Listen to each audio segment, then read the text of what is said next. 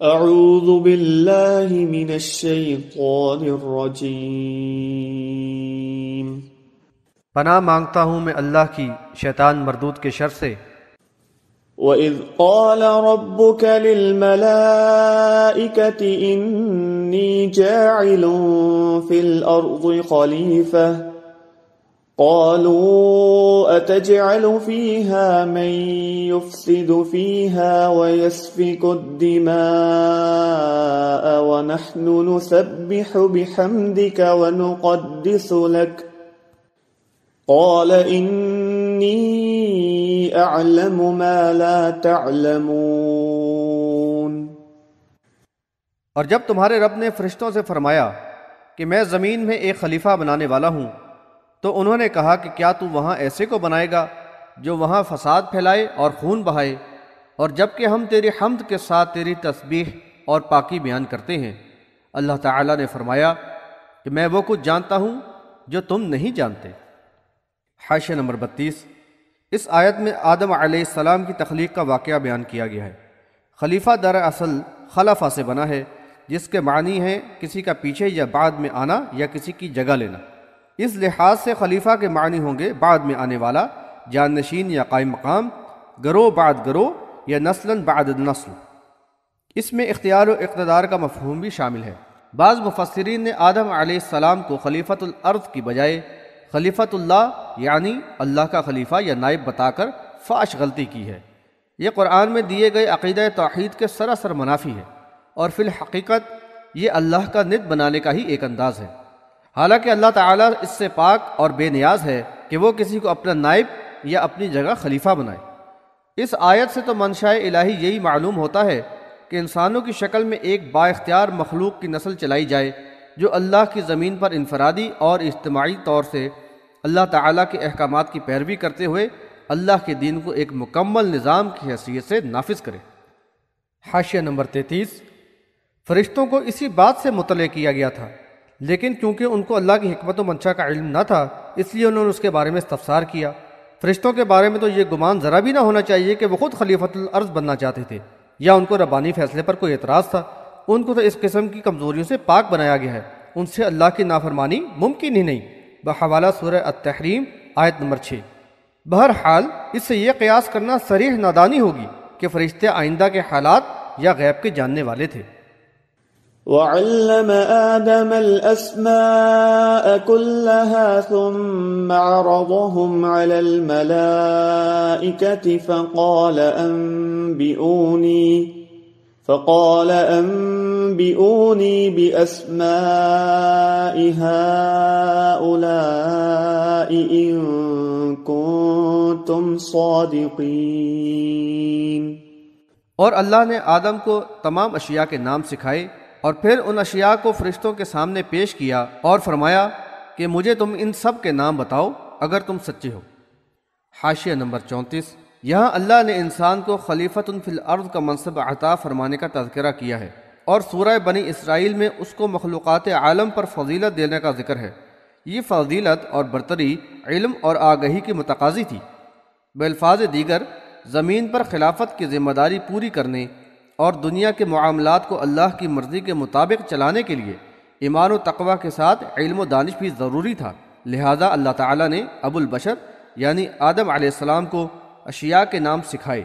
یہاں تمام اسماء کا ذکر ہے، اور بحوالہ بخاری کتاب التفسیر میں نبی صلی اللہ علیہ وسلم نے اسماء کل شیء یعنی تمام چیزوں کے ناموں کا ذکر کیا ہے۔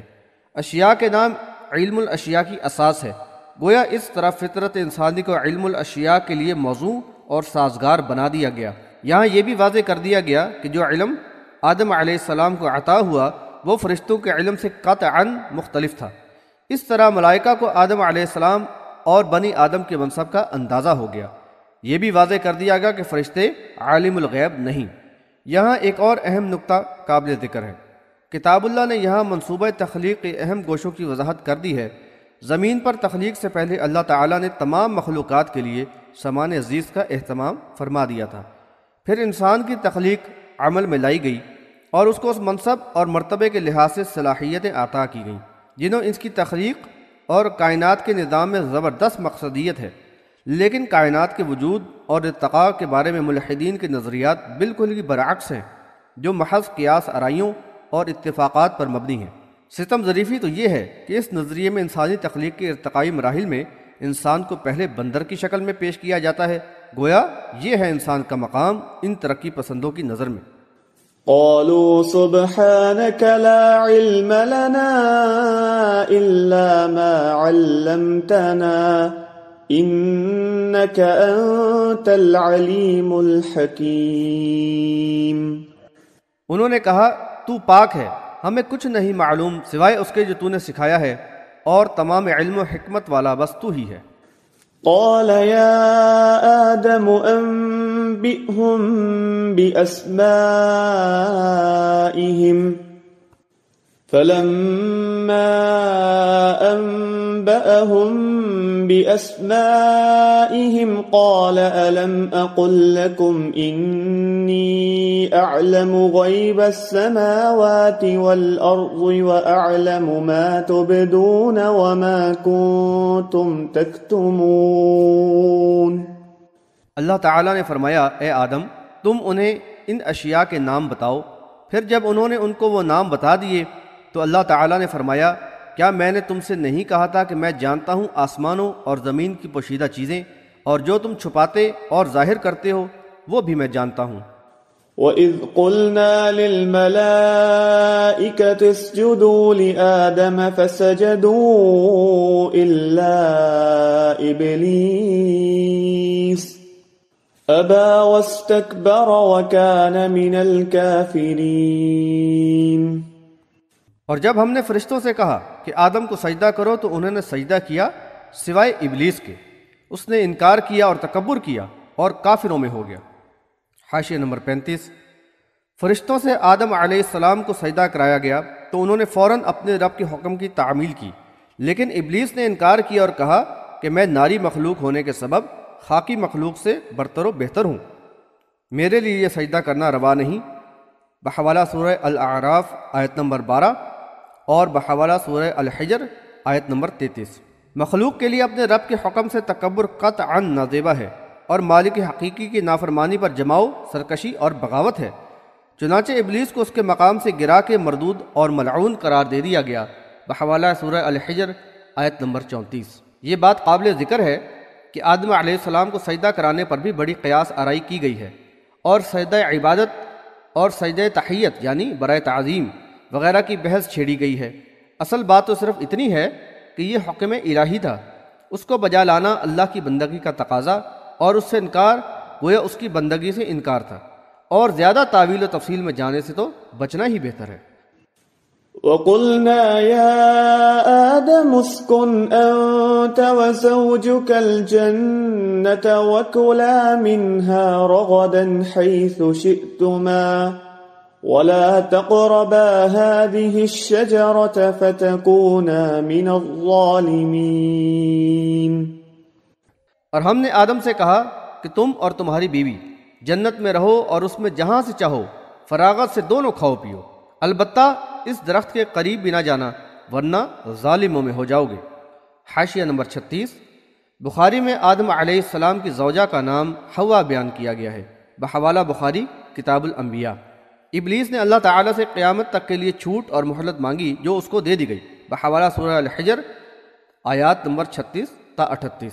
چنانچہ اس نے آدم و حوا علیہ السلام کو وسوسہ اندازی کے ذریعے اللہ کے حکم کے خلاف اکسایا، اور ان سے بتقاضائے بشریت بھول ہو گئی، اور ممنوعہ درخت سے انہوں نے کچھ کھا لیا، بحوالہ سورہ طٰہٰ آیات نمبر 12 اور 121۔ حاشیہ نمبر 37۔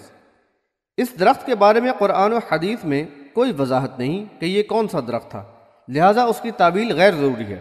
اللہ تعالیٰ نے اس پر ناراضگی کا اظہار فرمایا اور ان کو زمین پر اترنے کا حکم مل گیا۔ فَأَزَلَّهُمَا الشَّيْطَانُ عَنْهَا فَأَخْرَجَهُمَا مِمَّا كَانَا فِيهِ وَقُلْنَا اهْبِطُوا بَعْضُكُمْ لِبَعْضٍ عَدُوٌّ وَلَكُمْ فِي الْأَرْضِ مُسْتَقَرٌّ وَمَتَاعٌ إِلَى حِينٍ۔ پھر شیطان نے ان کو اس درخت کے بارے میں بہکایا اور دونوں کو اس مقام سے نکلوا دیا جہاں وہ تھے، اور ہم نے کہہ دیا کہ اب تم لوگ یہاں سے اتر جاؤ، تم ایک دوسرے کے دشمن ہو، اور زمین میں تمہیں ایک مقررہ مدت تک ٹھہرنا اور گزر بسر کرنا ہے۔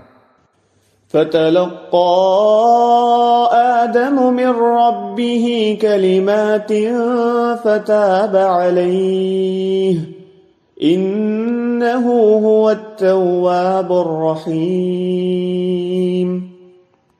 آدم نے اپنے رب سے کچھ کلمات سیکھ لیے اور توبہ و استغفار کی تو اللہ نے ان کی توبہ قبول فرما لی، بے شک وہ بہت زیادہ توبہ قبول کرنے والا اور رحم فرمانے والا ہے۔ حاشیہ نمبر 38۔ آدم علیہ السلام نے اپنے رب سے کچھ کلمات سیکھ لیے اور ان کے ذریعے اللہ تعالیٰ سے توبہ استغفار اور معافی اور رحم کی درخواست کی، بحوالہ سورہ الاعراف آیت نمبر 23۔ چنانچہ اللہ تعالیٰ نے اپنی شان رحیمے سے ان کی توبہ قبول فرما لی۔ یہاں ایک اہم مسئلے کی نشاندہی ضروری ہے۔ بعض علماء نے یہ ستم کیا ہے کہ ایک موضوع اور گھڑی ہوئی روایت کو بنیاد بنا کر قرآن میں بیان کردہ اس واقعہ کی شکل کو ہی بدل دیا ہے۔ اس کو اس طرح بیان کیا کہ آدم علیہ السلام نے عرش الہی پر لا الہ الا اللہ محمد الرسول اللہ لکھا ہوا دیکھا تھا، چنانچہ انہوں نے محمد صلی اللہ علیہ وسلم کے وسیلے سے دعا مانگی تو اللہ نے ان کی توبہ قبول کی اور معاف فرما دیا۔ فضائل ذکر فصل سوئم صفحہ نمبر 143۔ زکریا کاندلوی صاحب ملاحظہ ہو۔ اپنے باطل مسلکی عقیدے کی تائید کے لیے کس طرح موضوع روایات کو سہارا بنا کر قرآن کا انکار کیا گیا ہے۔ اب ذرا غور کیجئے، آدم علیہ السلام نے اللہ تعالیٰ سے سکھائے ہوئے کلمات کے ذریعے اللہ سے دعا کی تھی، اور وہ کلمات یہ ہیں: اے ہمارے رب، ہم نے اپنی جانوں پر ظلم کیا، اب اگر تو نے ہمیں معاف نہ کیا اور ہم پر رحم نہ فرمایا تو ہم نقصان اٹھانے والوں میں شامل ہو جائیں گے، بحوالہ سورہ الاعراف آیت نمبر 23۔ اس دعا میں کسی بھی واسطے یا وسیلے کا کوئی ذکر نہیں، اور یہ دعا اللہ تعالیٰ کی بارگاہ میں قبول ہو گئی۔ اس کے علاوہ قرآن میں بے شمار دعائیں مذکور ہیں، ان میں نوح، ابراہیم، یوسف، ایوب، یونس، زکریا علیہ السلام کی دعائیں بھی شامل ہیں۔ سب نے براہ راست اللہ تعالیٰ سے دعا کی ہے، نہ تو پہلے کسی نبی کو واسطہ و وسیلہ بنایا اور نہ ہی محمد صلی اللہ علیہ وسلم کو۔ الغرض، قرآن و صحیح احادیث میں سکھائی گئی دعاؤں میں تو واسطے وسیلے کا قطعاً کوئی ذکر نہیں ملتا۔ دراصل وسیلے کا شرک مشرکین مکہ اور دوسری مشرک قوموں کے عقیدے میں شامل رہا ہے، اور وہ انبیاء علیہ السلام اور صلحاء کو اللہ کے ساتھ شریک کرتے تھے، ان کو حاجت روا، مشکل کشا اور کارساز قرار دیتے تھے۔ وہ اپنے مشرکانہ عقیدے اور عمل کے لیے یہ جواز پیش کرتے تھے کہ یہ اللہ کے پاس ہمارے سفارش کرنے والے اور قرب الہی کا ذریعہ ہے، بحوالہ سورہ یونس آیت نمبر 18 اور سورہ الزمر آیت نمبر 33۔ افسوس کے ساتھ کہنا پڑتا ہے کہ آج قرآن پر ایمان کے دعوے دار جو مختلف فرقوں اور مسالک میں منقسم ہیں، دعاؤں میں واسطے اور وسیلے کو جائز قرار دیتے ہیں۔ مثال کے طور پر شاہ ولی اللہ لکھتے ہیں: وَمِنْ أَدَبِ الدُّعَاءِ تَقْدِيمُ الثَّنَاءِ عَلَى اللَّهِ وَالتَّوَسُّلِ بِنَبِيِّ اللَّهِ لِيُسْتَجَابَ الدُّعَاء، یعنی دعا کا مستحب طریقہ یہ ہے کہ اللہ تعالیٰ کی تعریف اور نبی صلی اللہ علیہ وسلم کے وسیلے کو مقدم کیا جائے تاکہ دعا قبول ہو، بحوالہ حجت البالغہ جلد 2 صفحہ نمبر 6 اور بحوالہ تسکین الصدور صفحہ نمبر 408۔ اسی طرح دیوبندی مسلک کے حاملین کا عقیدہ ہے دعاؤں میں انبیاء علیہ السلام اور صلحاء و اولیاء، شہداء اور صدیقین کا توسل جائز ہے، ان کی حیات میں بھی اور وفات کے بعد بھی، بحوالہ عقائد علماء دیوبند صفحہ نمبر 240۔ ملاحظہ فرمائیے قرآن و حدیث کے خلاف مشرکانہ عقائد و اعمال کو کس طرح سند جواز دی گئی ہے۔ قُلْنَا اهْبِطُوا مِنْهَا جَمِيعًا فَإِمَّا يَأْتِيَنَّكُمْ مِنِّي هُدًى فَمَن تَبِعَ هُدَايَ فَلَا خَوْفٌ عَلَيْهِمْ وَلَا هُمْ يَحْزَنُونَ۔ ہم نے کہا کہ تم سب یہاں سے اتر جاؤ، پھر جب کبھی تمہارے پاس میری طرف سے کوئی ہدایت آئے تو جنہوں نے میری ہدایت کی پیروی کی انہیں نہ کوئی خوف ہوگا نہ غم۔ حاشیہ نمبر 39۔ اللہ تعالیٰ نے آدم علیہ السلام کو اپنی منشا اور ارادے کے تحت ہی دنیا میں بھیجا، جس کا یہاں ذکر کیا گیا ہے۔ ان آیات میں ان کی تخلیق و استخلاف کے معاملے کی کچھ وضاحت کی جا رہی ہے اور اس کے ضروری پہلوؤں سے بنی نوع انسان کو آگاہ کیا جا رہا ہے۔ سورہ الدہر میں بتایا گیا ہے کہ اللہ تعالیٰ نے انسان کو امتحان کے مقصد سے عقل و دانش کے ساتھ خلق فرمایا اور اس بات کی آزادی اور اختیار عطا کیا کہ وہ چاہے تو اللہ کی بندگی کی راہ اختیار کرے یا نافرمانی و کفر کی روش اپنائے، پھر وہ جو روش بھی اپنائے گا اسی کے مطابق اس کا انجام ہوگا۔ چنانچہ اس سلسلے میں اس کے سامنے دو قسم کے کرداروں کا عملی نمونہ پیش کیا گیا ہے۔ ایک طرف تو کبر و حسد اور نافرمانی کے پیکر ابلیس کا کردار ہے، جو نافرمانی کا مرتکب ہو کر سرکشی اور ہٹ دربی کے روش پر ہی جمع رہا۔ اس کے برعکس آدم علیہ السلام کے اندر سمع و طاعت کی صفات موجود ہیں، لیکن شیطان کے اکسانے پر غلطی و نافرمانی کے ارتکاب کا امکان بھی ہے۔ لیکن اس کے ساتھ ہی ان کے اندر یہ امتیازی صفت بھی ودیت کر دی گئی ہے کہ غلطی کے بعد اعتراف کر کے توبہ و استغفار کریں اور اپنی اصلاح کر لیں۔ قرآن و حدیث سے اندازہ ہوتا ہے کہ اللہ تعالیٰ کو انہی صفات کے حامل مخلوق یعنی خلیفۃ فی الارض کے منصب کے لیے مطلوب ہے۔ چنانچہ اس سلسلہ خطاب کا اختتام فیصلہ کن انداز میں کیا جا رہا ہے اور آدم علیہ السلام کے ذریعے بنی نوع انسانی کو یہ احساس دلایا جا رہا ہے کہ دنیا میں انبیاء علیہ السلام کے ذریعے ان کی رہنمائی کا مکمل انتظام کر دیا گیا ہے۔ اب ان کے لیے دائمی خسارے سے بچنے اور فوز و فلاح سے ہمکنار ہونے کا صرف اور صرف ایک ہی راستہ ہے کہ وہ اللہ تعالیٰ کی طرف سے بھیجی ہوئی ہدایت کی پوری طرح پیروی کرتے ہوئے زندگی گزاریں اور شیطان کی اتباع اور کفر و شرک کی روش سے مکمل اجتناب کریں۔ کبھی شیطان کی وسوسہ اندازی پر غلطی ہو جائے تو توبہ و استغفار کر کے اپنے رب کی پناہ میں آ جائیں۔